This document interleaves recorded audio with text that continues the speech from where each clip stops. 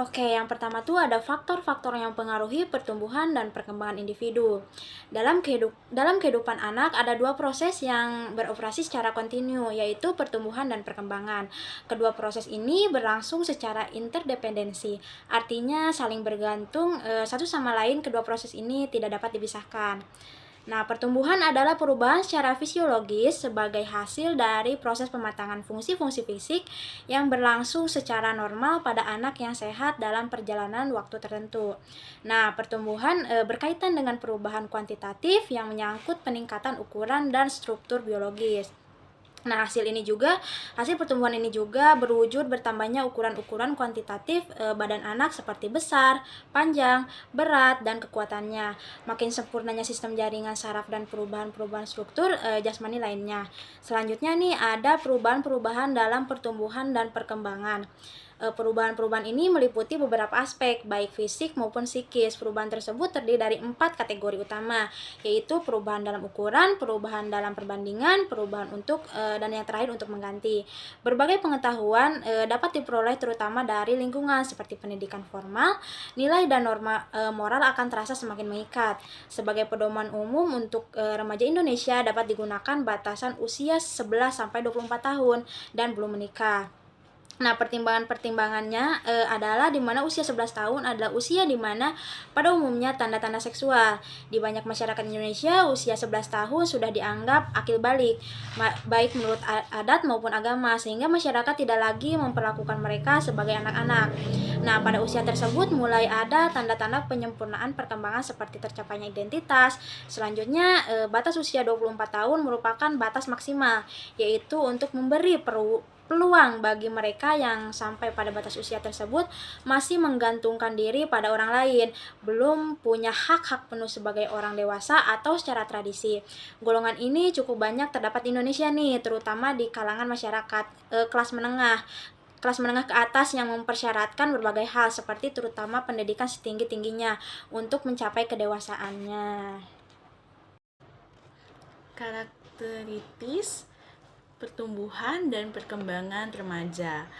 Nah, untuk menghindari adanya kesimpang siuran dan kesalahpahaman dalam penggunaan istilah, sebaiknya istilah remaja ini dijelaskan terlebih dahulu istilah asing-asing yang sering dipakai untuk menunjukkan makna remaja antara lain seperti puberty, adolescentia, dan youth.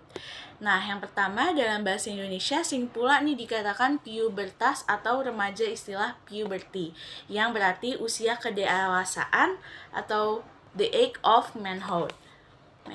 Istilah ini nih berkaitan dengan masa pertumbuhan rambut di daerah tulang atau di wilayah kemaluan.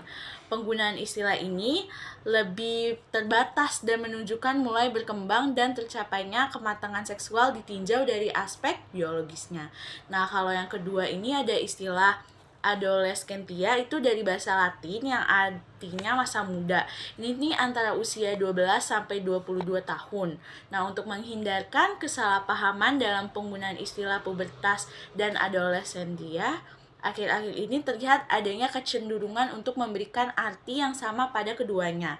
Hal ini disebabkan sulitnya membedakan proses psikis pada masa pubertas serta mulainya proses psikis pada adolescentia.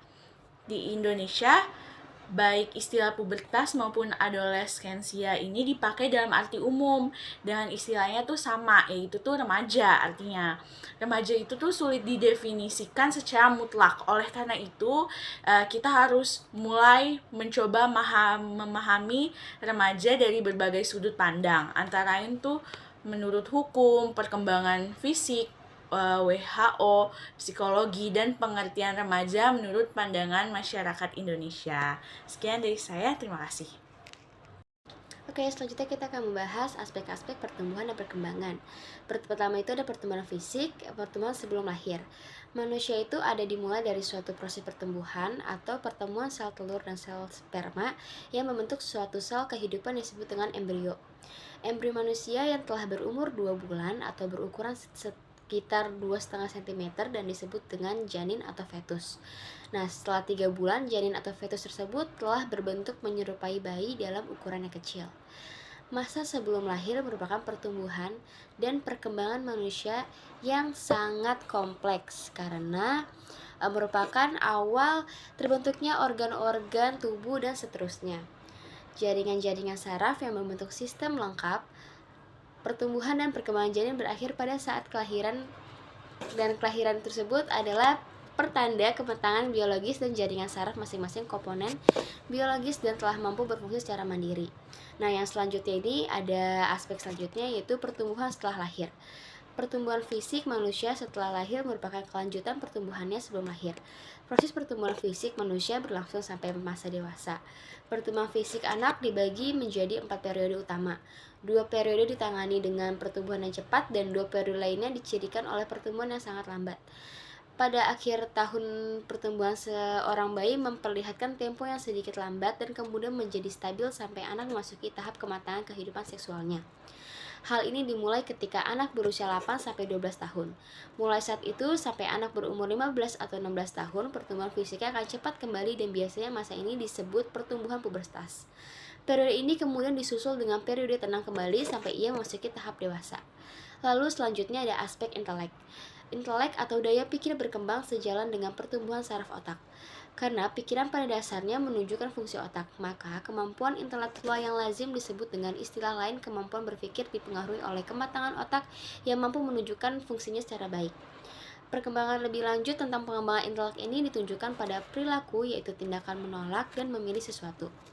Fungsi ini terus berkembang mengikuti kekayaan pengetahuannya tentang dunia luar dan proses belajar yang dialaminya sehingga dapat pada saatnya seseorang akan berkemampuan melakukan peramalan atau prediksi, perencanaan, dan berbagai kemampuan analisis dan sintesis. Perkembangan kemampuan berpikir semacam ini dikenal pula sebagai perkembangan kognitif. Perkembangan kognitif seseorang menurut Piaget Sarlito mengikuti tahap-tahap sebagai berikut.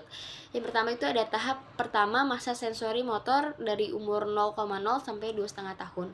Masa ketika bayi mempergunakan sistem pengindaran dan aktivitas motorik untuk mengenal lingkungannya. Bayi memberikan reaksi motorik atau atas rangsangan-rangsangan yang diterima dalam bentuk refleks. Misalnya refleks mencari puting susu ibu dan juga refleks menangis dan hal lain-lainnya.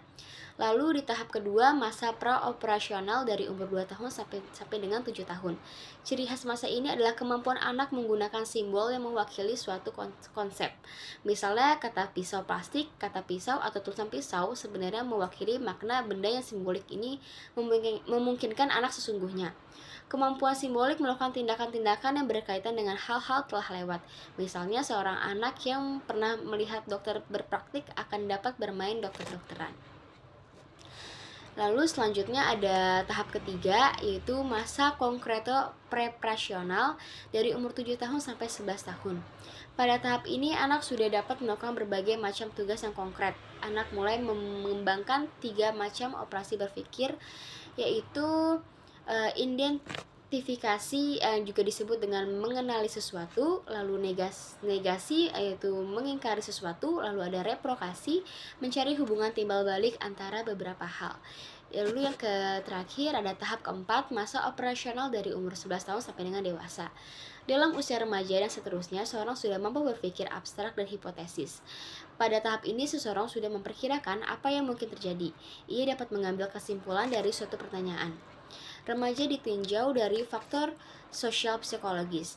Puncak pengembangan jiwa itu ditandai dengan adanya proses perubahan dari kondisi entropi ke kondisi negentropi atau Sarlito entropi, yang juga disebut dengan keadaan di mana kesadaran manusia masih belum tersusun rapi, walaupun isinya sudah banyak atas pengetahuan, perasaan, dan sebagainya. Namun isi-isi tersebut belum saling berkaitan dengan baik, sehingga belum berfungsi secara maksimal. Lalu ada juga disebut dengan negatif entropy atau negentropy. Kondisi negentropy adalah keadaan di mana isi kesadaran tersebut dengan baik pengetahuan yang satu terkait dengan perasaan atau sikap. Orang dalam keadaan negentropy ini merasa dirinya sebagai kesatuan yang utuh dan bisa bertindak dengan tujuan yang jelas. Ia tidak perlu dibimbing lagi untuk bisa mempunyai tanggung jawab dan semangat kerja yang tinggi. Friksi atau konflik dalam diri remaja yang seringkali menimbulkan masalah tergantung pada keadaan masyarakat di mana yang bersangkutan tinggal.